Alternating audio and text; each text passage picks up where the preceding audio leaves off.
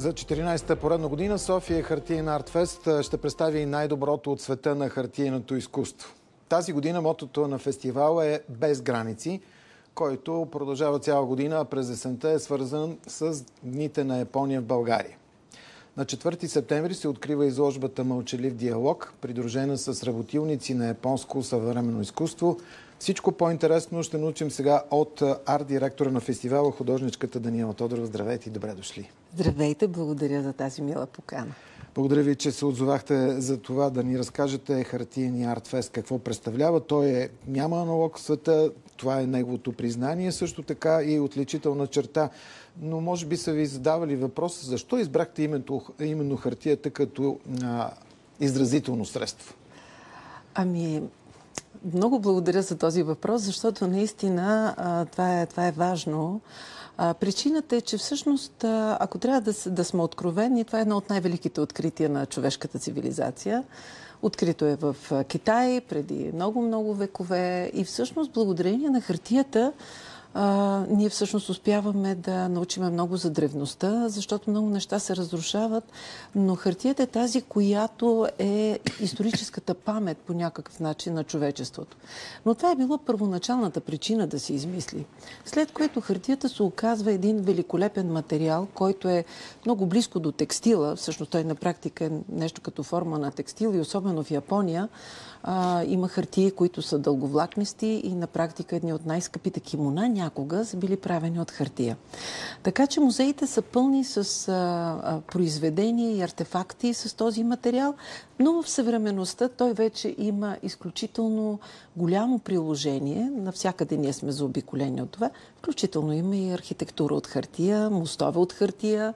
Изобщо, и то тук е мястото да спомена за този велик архитект, който е награден с Прицкер за иновации. Това е Шигеро Бан, който всъщност е направил и църква от хартиени тръби, има училища и неговата награда е за това, че по време на различни бедствия могат с този материал да се правят временни жилища, за да могат хората да се скрият, да пребивават там, докато получат съответно по-здрави, по-дълготрайни сгради. Знаем традицията на Япония при работата с хартия. Какво ще видим в София, да ни кажете? Сега, всъщност, ние подготвихме една голяма програма. Това са на практика 5 събития, като 3 от тях са сега в септември. С тях започват Дните на японската култура. На 2, преди 2 дни, открихме в галерия мисията на Държавен културен институт. А до вечера ще представиме в много любимо за мен пространство, триъгълна кула на Регионален исторически музей на София, "Тих диалог". Това са нашите стари партньори. Това е професионална организация Nexus от 5 артисти, които работят в различни медии. Така че ще видим съвременно изкуство, което варира от обекти до инсталации, включително видео, неща, които са кинетични. Мисля, че за почитателите на съвременното изкуство има много какво да се види. И това, което е най-важно, че следващата изложба, която е утре в галерия Мазда, всъщност този парад на различните медии в съвременното изкуство ще продължи и там ще могат да бъдат видяни още 15 артисти. Така че това, което сме подготвили сега през септември, е предимно различни течения да бъдат видяни в съвременното изкуство в Япония, защото то е много разнообразно, но има една важна отличителна черта. Много често използва много стари техники, древни техники в Япония. Както знаете, те са голями почитатели на традицията, но всеки един от артистите, използвайки тази великолепна древна техника, той претворява по съвсем съвременен начин. Като кажем Япония и хартия, веднага се сещаме за оригами. Японската прецизност ли е онази тайна при работа с хартия?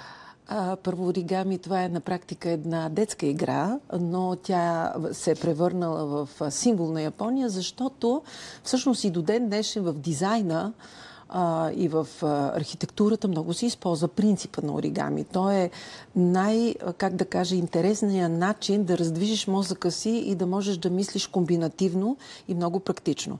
В това отношение японците наистина са ненадминати с тяхният усет за финес, за изящество, перфектност, изключителна точност и прецизност.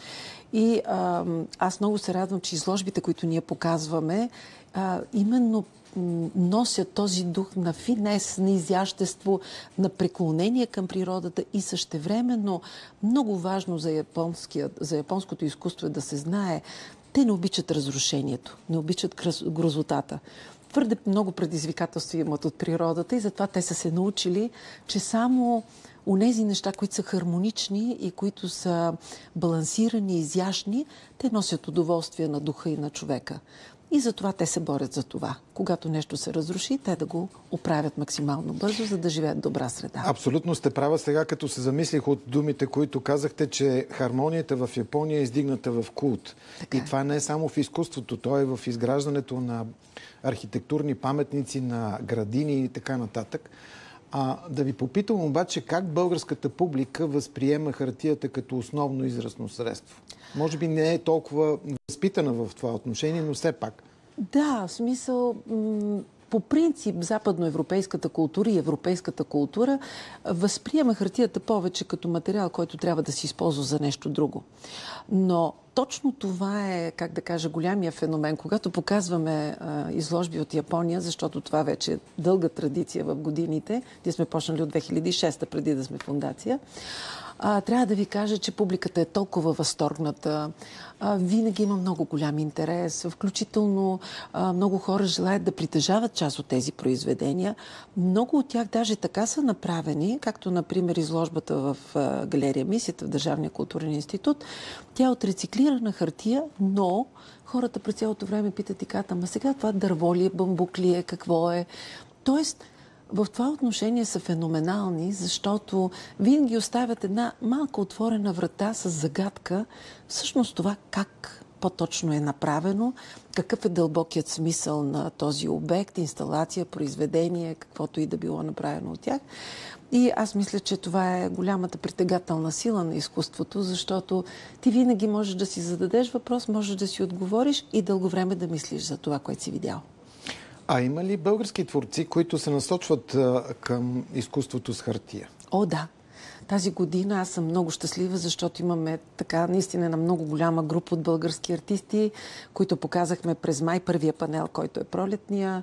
Имаше голямо форматни произведения. Сега предстои две инсталации, които ние ще покажем в края на септември при Топлоцентрала във външното пространство. Ето това е едно предизвикателство, което показва, че хартията спокойно може да живее навън. И това, ще се върна отново към Япония, те са гениални, защото те са измислили ни специални емулсии, с които те импрегнират хартията. И всъщност така те имат прозорци, имат чадъри, имат дрехи, имат дъждобрани, включително хартияни. Така че това е, как да кажа, един материал, който те предизвиква, който те провокира, който те радва и същевременно събужда твоята креативност. Дано сме провокирали интереса на публиката с всичко това, което казахте. Наистина прозвуча интересно, предизвикателно и нетрадиционно за нашите представи. Благодаря ви за всичко това, което казахте. Арт-директора на фестивала, художничката Даниела Тодорова, беше наш гост.